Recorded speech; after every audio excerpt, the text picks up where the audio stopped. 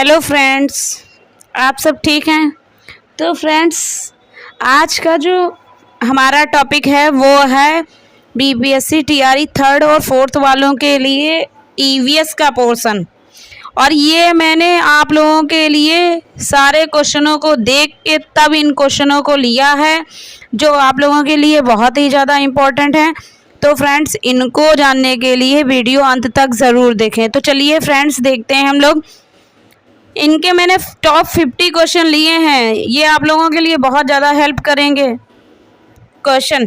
तो फ्रेंड्स चलिए देखते हैं हम लोग। तो क्वेश्चन नंबर 1 है, पारिस्थितिकी संक्रमण अवधारणा का सर्वप्रथम प्रयोग किया गया है वो है बेनेट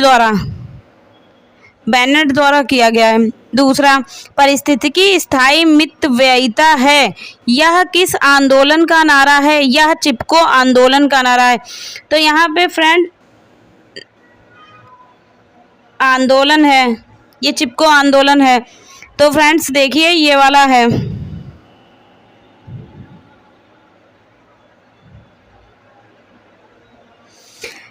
तीसरा देखते हैं, पारिस्थितिकी पदछाप में माप की इकाई है, तो वो है भूमंडलीय हेक्टेयर। एक मनुष्य के जीवन को पूर्ण रूप से धारणीय करने के लिए आवश्यक न्यूनतम भूमि को क्या कहते हैं? तो वो कहते हैं पारिस्थितिकीय पदछाप। इसका आंसर ये है। तो चलिए फ्रेंड्स आगे देखते हैं।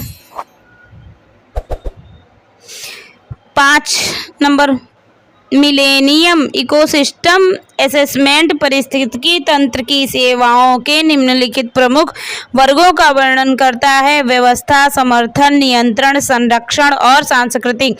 निम्नलिखित में से कौन सी एक समर्थन सेवा है? तो वो है पोषक चरण और सफलता परगना। 6 नंबर देखते हैं, निम्नलिखित वृक्षों में कौन पारिस्थितिकी मित्र नहीं है? वो है यूकेलिप्टस। स्वच्छ जल समुदाय में लैटिन आवास का लैंटिक आवास का उदाहरण है तालाब एवं दलदल। दो भिन्न समुदाय के बीच का संक्रमण क्षेत्र कहलाता है इकोटोन। तो चलिए फ्रेंड्स आगे बढ़ते हैं हम लोग। 9 देखते हैं, मोनोक्लाइमेक्स एकल चरम सिद्धांत का प्रतिपादन किया था, तो वो किया था F.E. क्लेमेंट्स। 10 देखते हैं, निम्नलिखित में से कौन सी जल निकाय में घनत्व प्रवणता को दर्शाती है? पिक्नोक्लाइन। निम्नलिखित में कौन मानव जनित जीवों का एक उदाहरण है? फसली भूमि। 12 नंबर, जैव विविधता मापने के गणितीय सूचकांक में से कौन सा एक स्थानीय स्तर पर किसी समुदाय आवासीय क्षेत्र में माध्य प्रजाति विविधता को दर्शाता है? अल्फा सूचकांक। तो चलिए फ्रेंड्स आगे बढ़ते हैं।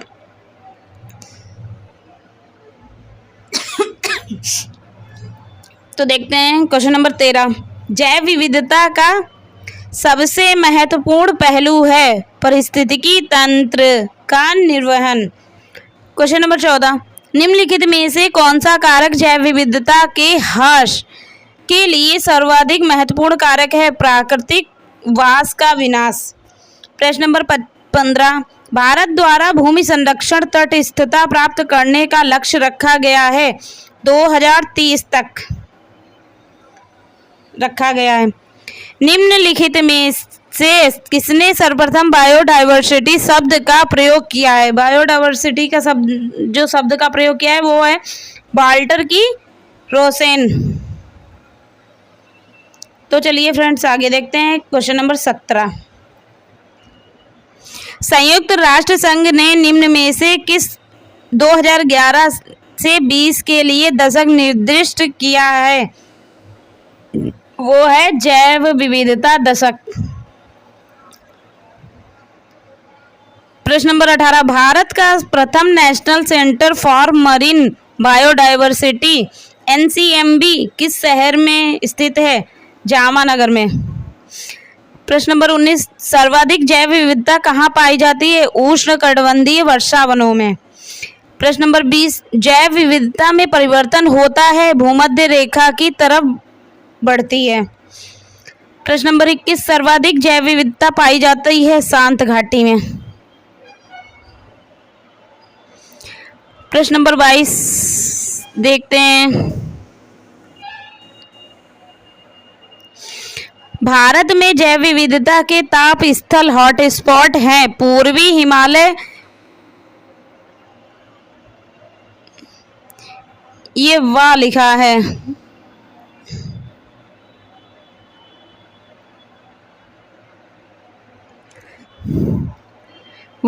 पूर्वी हिमालय व पश्चिमी घाट, ये होगा इसका।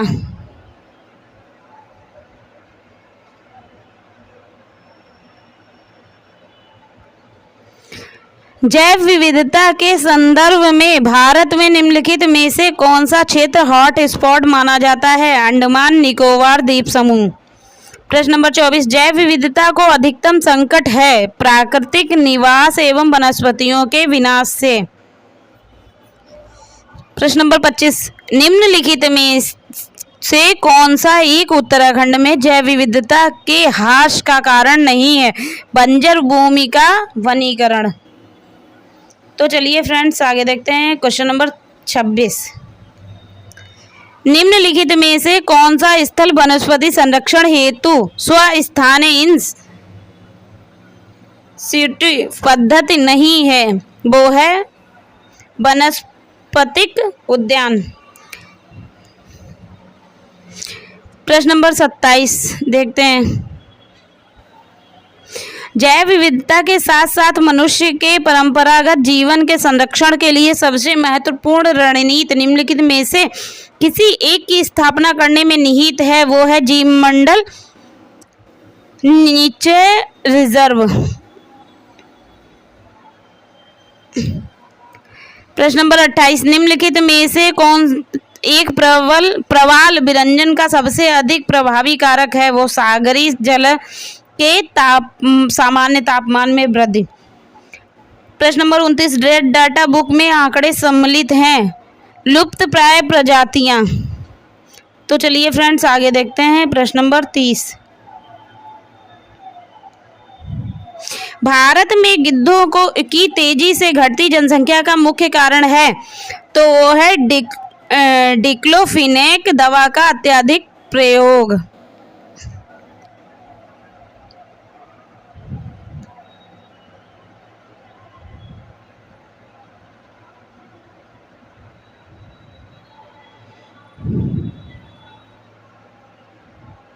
प्रश्न नंबर 31, मॉरिशस में एक वृक्ष प्रजाति प्रजनन में असफल रही, तो वो है डोडो।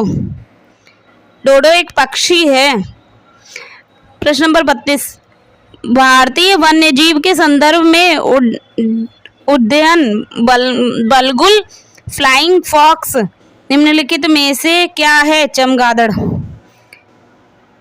प्रश्न नंबर 33, बलुई और लवणीय क्षेत्र एक भारतीय पशु जाति का प्राकृतिक आवास है।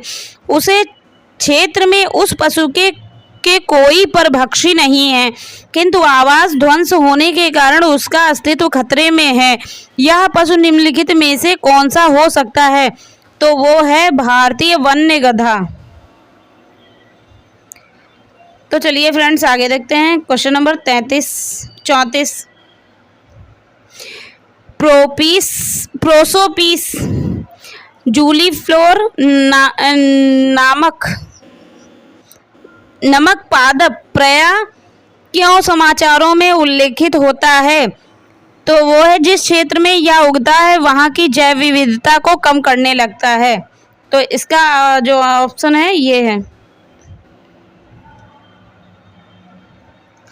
प्रश्न नंबर 35, भारत की जैव विविधता के संदर्भ में Ceylon, frogmouth, coppersmith barbet, grey chin, minivet और वाइट थ्रोटेड रेड स्टार्ट क्या है? पक्षी। बिहार का प्रथम रामसर क्षेत्र कहाँ स्थित है? बेगूसराय में। बिहार का पहला रामसर स्थल कौन सा है? कांवर झील। तो चलिए फ्रेंड्स आगे बढ़ते हैं, प्रश्न नंबर 38 देखते हैं। निम्नलिखित राज्यों में से किसमें भारत की सबसे बड़ी अंतर्देशीय लवणीय आर्द्रभूमि है? गुजरात।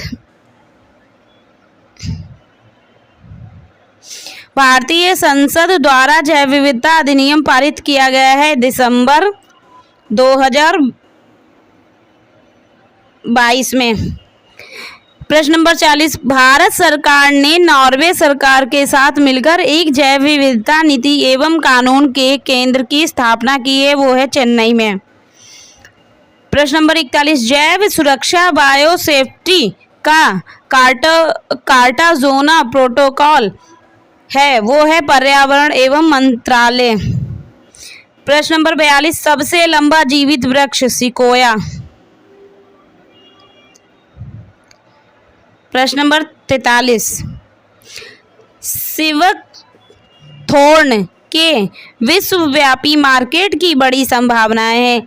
इस पेड़ के बेर में विटामिन और पोषक तत्व प्रचुर होते हैं।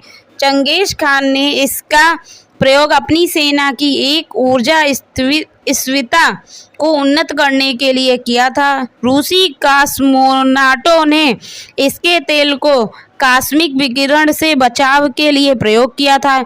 भारत में यह पौधा कहाँ पाया जाता है? तो वो पाया जाता है वो है लद्दाख में पाया जाता है।